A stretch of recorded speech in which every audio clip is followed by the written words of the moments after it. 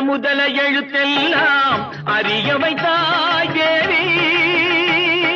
அகர முதல எழுத்தெல்லாம் அறிய வைத்தாய் தேவி.